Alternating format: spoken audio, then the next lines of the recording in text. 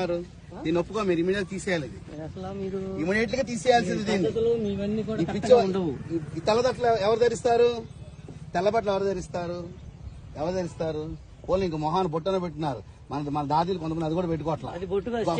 అదే స్టిక్కర్ పెట్టుకున్నారు. అదన్నా అందుకని సనాతన భారత హైందవ ధర్మం ఏం చెప్పిందో అది పాటించే ఋషిష్యులు అందరం. కాబట్టి మీరు ఇప్పుడు భగవంతుడు పుట్టాడు, ఇలా వచ్చాడు, 5,000 సంవత్సరాల తర్వాత ఇదంతా సృష్టి అంతా ఉండదు, ఈ పిచ్చి మాటలు మాట్లాడే వ్యవహారం ఉంటే కుదరదు. కాబట్టి మీరు చక్కగా తీసేసుకోవడం మంచిది. శివలింగం పెట్టారు స్వామిని, పక్క పెట్టుకోండి. డబ్బులు వసూలు చేసుకోండి, మాకు అభ్యంతరం లేదు. ఎంత డబ్బు కానీ వసూలు చేసుకోండి. కానీ ఇక్కడ పిచ్చి స్టోరీ చెప్పి పిచ్చి వ్యవహారం నడిపితే మాత్రం ఖచ్చితంగా ఒప్పుకోమమ్మా. అంటే కాదమ్మా, మీకు తెలుసు సమాజంలో ఎంత వ్యతిరేకత వస్తుందో మీ సంస్థ గురించి తెలుసు. మరి ఏం చేద్దామని ఏది పెడతారు? డబ్బులు ఎక్కువ ప్రజలకు వచ్చుగా. యాచకులు బోళ్ళు మంది ఉన్నారు, ఇబ్బందులతో పడి ఉన్నారు. మేమే చేయలేంత ఆర్పాటు, ఇంతమంది స్వాములు వచ్చి ఈ ఆర్పాటాలు ఏంటి, ఇవన్నీ ఏంటి, ఎంత ఖర్చు దీనికి? ఎక్కడి నుంచి వస్తాయి డబ్బులు మీకు? ప్రజల నుంచి ఇస్తారు. దేనికి ఇస్తారు? ఈ ఆర్పాటాల కోసం, సమాజం కోసం పనిచేయమని చెప్పారా? చెప్పండి అమ్మా. ఇప్పుడు మెయిన్ నేను డాక్టర్ అండి. ఓకే, చేశానంటే positive health exhibition, drug addiction, నష్టముక్త అభియాన్. అంటే అందరూ కూడా శివుని ముందు ప్రతిజ్ఞ చేయడం, ఇప్పటి నుంచి మేము అంటే దుర్వ్యసనాల నుండి, దుష్ప్రభావాల నుండి దూరంగా ఉంటాం. పుష్కర స్నానం చేశారమ్మా? చేశారు. మీరు మాత్రం దయచేసి మేము వాళ్ళు ఇక్కడ ఉంటారు. ఏ మాత్రం గనక దేవుడి గురించి చెప్పుకోండి, శివుడి గురించి చెప్పుకోండి, నారాయణ గురించి చెప్పుకోండి, ఋషి సాంప్రదాయం చెప్పుకోండి. కానీ మీ యొక్క దాడ్యం తీసుకొచ్చి ప్రజల మీద రుద్దితే మాత్రం ఇది కొత్త క్రిస్టియన్ మతంలో కొత్త మతంలో తయారైంది. మీది క్రిస్టియన్ మతంలో కొత్త మతంలో తయారైంది. ఇది కరెక్ట్ కాదు కదా. మీరు ఇది చేస్తారు, కన్ఫ్యూజ్ చేస్తున్నారు వ్యవస్థని.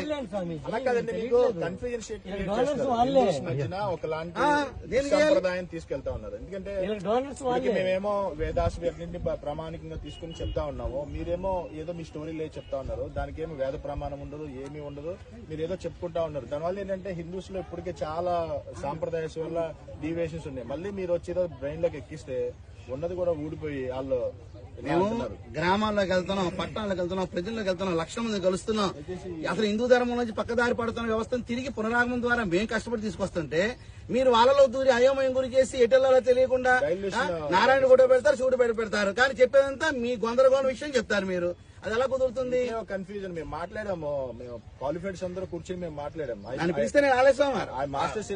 నన్ను పిలిస్తే ప్లేట్ టికెట్ పంపించాను, చించి అవతల పారేసి నేను రాలేదండి అక్కడ కార్యక్రమానికి. కొంతమంది వచ్చారు. మాస్టర్స్ చదువుకున్నాం, మీరు చాలా కన్ఫ్యూజన్ స్టేట్ లో తీసుకెళ్తున్నారు. ఎందుకంటే పబ్లిక్ ని, భక్తుల్ని అప్పటికే చాలా కన్ఫ్యూజన్స్ ఉన్నాయి.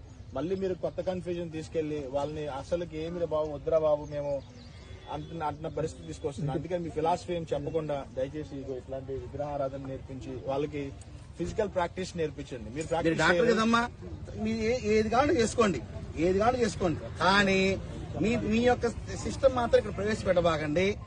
రేపు కలియుగాంతం ఇలా అయిపోతుంది. ఎందుకు అవుతుందండి? పని పాడలేదా?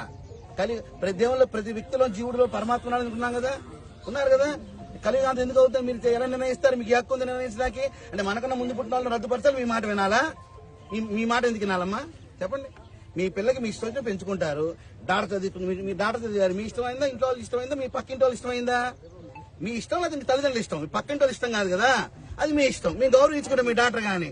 అలాగే ఎప్పటి నుంచో విధానం తీసుకొచ్చి పక్క విధానం వచ్చారు, పక్కింట్లోకి తయారయ్యారు. మీరు మీ విషయం చెప్తే ఎలా ఒప్పుకోమంటారు? అంటే దేన్నైనా ఒక ప్రమాణం ఉండాలి అంటున్నాం. ఇప్పుడు మేము ఏం స్వామిజీ ఏదైనా మాట్లాడాలనుకోండి, ఒక ప్రమాణం ఉంటుంది, వేద ప్రమాణం ఉంటుంది. ఇప్పుడు మేము ఏదైనా మాట్లాడాలనుకోండి, ఒక ప్రమాణం ఉంటుంది. శ్రీమద్ భాగవతాన్ని ఆధారితంగా తీసుకుని మేము మాట్లాడతాం.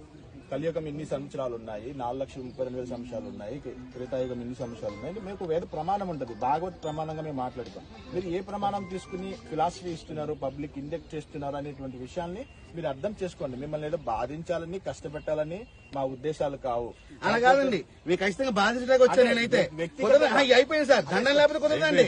దండం లేకపోతే కుదరదు, చెప్పి చూసాం. దండనే అయిపోయింది, బాధించడం కాదు. స్వామి మాతజీ, వ్యక్తిగతంగా మీ పట్ల మాకేం ద్వేషం లేదు, కానీ సాంప్రదాయపరంగా మీరు అది మాకేమి హాని ఉండదు, మీకు మేము హాని చేయం. కానీ సాంప్రదాయపరంగా ఖండించాల్సినటువంటి బాధ్యత స్వామీజీల పైన ఉంటుంది. అందువల్ల దయచేసి బోర్డు మాత్రం తీసేయనమ్మా. నారాయణ ఉన్నారు ఉంచుకోండి, శివుడు ఉన్నారు ఉంచుకోండి. మీరు మాత్రం బోర్డు మాత్రం పిచ్చి బోర్డు మాత్రం గమనిస్తారా? ఉండమ్మా, ఎందుకు పెడుతున్నారంటే అట్రాక్ట్ చేయడానికి అంటారా? హైందవ సంప్రదాయం దేవతలను ఎందుకు పెడుతున్నారంటే క్రైస్తవులను పెడితే క్రైస్తవులే వస్తారు. వాళ్ళని మోటివేట్ చేసి మార్చేది ఏం లేదు, ఆల్రెడీ మారి ఉన్నారు వాళ్ళు. ఈ పెడితే మనలాంటి వాళ్ళు వస్తారు. మన వాళ్ళని మార్చడానికి ఇది ఒక తంతు వీళ్ళు వేసిన మా దేవుని నుంచి మిగతా తీసేయండి. వీళ్ళు వేసినటువంటి మళ్ళీ ఉంచితే మాత్రం బాగుపడదాం. మొత్తం చేస్తాం. నిమిషాలు మొత్తం మనిషి వస్తారమ్మా.